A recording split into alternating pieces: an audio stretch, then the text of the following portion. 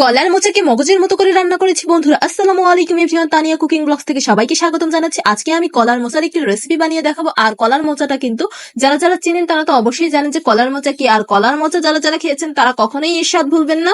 আর এইটা যখন আমি বানাচ্ছি না, সত্যি কথা বলতে আমার জিহ্বা দিয়ে পানি চলে আসছে। আর কলার মোচা কিন্তু সহজে পাওয়া যায় না। আর আমাদের পাশের বাসার এক আন্টি হচ্ছে তাদের কলা গাছে কলার মোচা মানে ছিল। তারা বলতেছিল যে আপনারা কি কলার মোচা খান। যখন আমি শুনছি আমি বলছি হ্যাঁ অবশ্যই খাই, কেন খাবো না, এটা তো আমার খুবই পছন্দের একটি খাবার। তখন দিয়েছে, তখন আমার আম্মু আবার ভালো করে বেছে বুঝে দিচ্ছে। তারপরে আমি ভাবলাম যে আমি রান্নাটা করি। এটা বেছে রেখে দিয়েছিল আধা ঘন্টার মতো, সেজন্য কালো হয়ে গেছে। যাই হোক, কালো হয়েছে না সাদা হয়েছে সেটা দেখার বিষয় না, সেটাকে এখন আমি রান্না করবো। আর এটাকে বেছে নেওয়া শেষ, এখন এটাকে আমি ধুয়ে নিচ্ছি।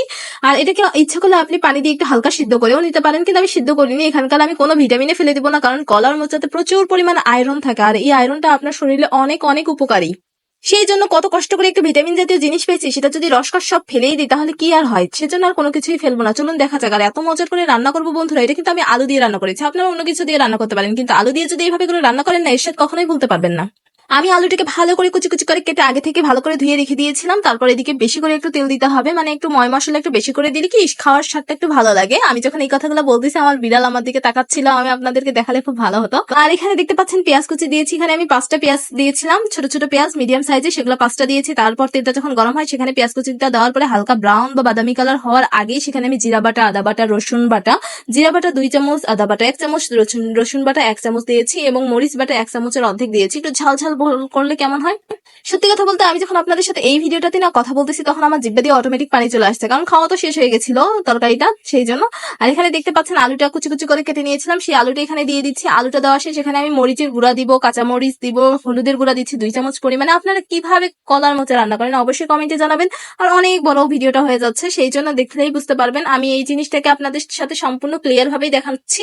দেখতে পাচ্ছেন এখন এখানে একটু অল্প পরিমাণে পানি দিয়ে দিচ্ছি। আর আমি একটু কড়াইটা ধরবো সেই কাপড়টা আমি খুঁজেই পাচ্ছিলাম না, তাড়াহুড়া করে রান্না করতেছিলাম, কারণ সময়ও ছিল খুব কম, সেই জন্য।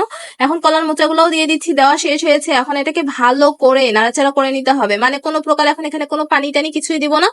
এখন এখানে মোচা থেকে যে পানিটা বের হবে সেটাতেই ভালো করে কষিয়ে নিতে হবে। তারপরে সেখানে একটু এক গ্লাস পানি দিয়েছি, 1 গ্লাস পানি দিয়ে ঢাকনা দিয়ে 10 মিনিট ঢেকে রেখে তারপর নাড়াচাড়া করতে করতে যখন এর তেল বের হয়ে যাবে এবং সবশেষে এখানে গুঁড়া মশলা, জিরা এবং ধনিয়ার গুঁড়াটা দিলেই কিন্তু তরকারিটা রেডি হয়ে যাবে। আপনারা কারা কারা কলার মোচা পছন্দ করেন অবশ্যই জানাবেন।